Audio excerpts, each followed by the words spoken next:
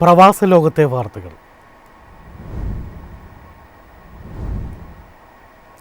യു.എയിൽ nursing മേഖലയിൽ സ്വദേശീവൽക്കരണം നടപ്പിലാക്കുന്നു. മലയാളികൾ ഉൾപ്പെടെയുള്ള പ്രവാസികൾക്ക് തിരിച്ചടി. നഴ്സിംഗ് മേഖലയിൽ കൂടുതൽ സ്വദേശി നിയമനങ്ങൾ നടത്താൻ തീരുമാനം.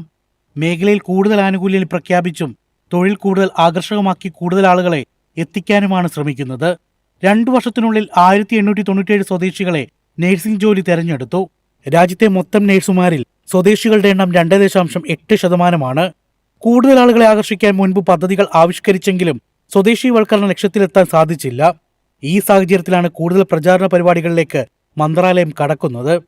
കൂടുതൽ സ്വദേശികളെ രംഗത്തേക്ക് കൊണ്ടുവരാൻ തൊഴിൽ പരിശീലനവും നിയമനവും നൽകുന്ന സർക്കാർ സംവിധാനമായ നാഫിസുമായി സഹകരിച്ചാണ് മന്ത്രാലയം പദ്ധതികൾ ആവിഷ്കരിക്കുക.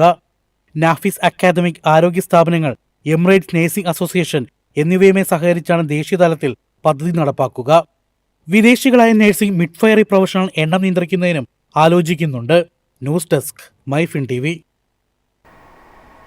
വിമാന ഇന്ധന വില 121% കൂടിയതായി അന്താരാഷ്ട്ര വ്യോമഗതാഗത അസോസിയേഷൻ. പ്രവാസികൾക്ക് ഇരുട്ടടിയായി യാത്രാ ചെലവ് ഇനിയും കൂടും. യുദ്ധം കാരണം കുതിച്ചുയർന്ന വിമാന ഇന്ധനവില കാരണം ടിക്കറ്റ് നിരക്ക് ഇനിയും ഉയരും. വിമാന ഇന്ധനവില 121%-ലധികം കൂടിയതായി അന്താരാഷ്ട്ര വ്യോമഗതാഗത അസോസിയേഷൻ കണക്കുകൾ പുറത്തുവിട്ടു.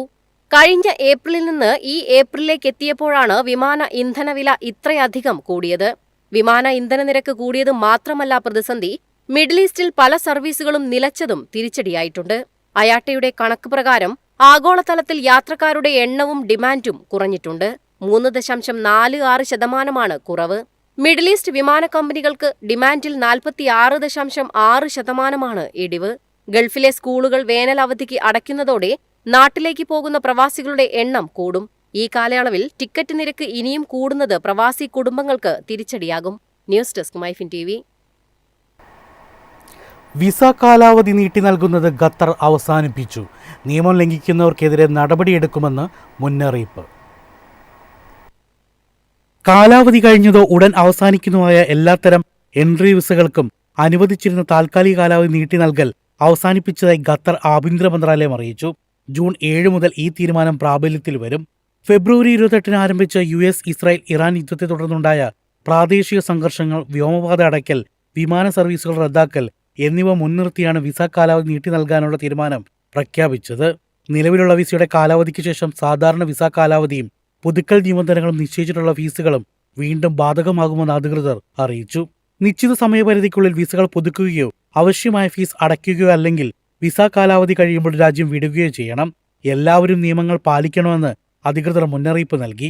വിസ നിയമങ്ങൾ ലംഘിക്കുന്നത് ഖത്തറിലെ നിയമങ്ങൾക്കും നടപടിക്രമങ്ങൾക്കും അനുസൃതമായി കാലാവധി കഴിഞ്ഞതും രാജ്യത്ത് തുടരുന്നതിനുള്ള പിഴകൾ ഉൾപ്പെടെയുള്ള ശിക്ഷകൾക്ക് കാരണമായേക്കാമെന്ന് മന്ത്രാലയം മുന്നറിയിപ്പ് നൽകി. News desk MyFin TV. എളുപ്പത്തിൽ സമ്പാദ്യം വളർത്താം. ഇന്ന് തന്നെ മൈഫിൻ TV ആപ്പ് ഡൗൺലോഡ് ചെയ്യൂ.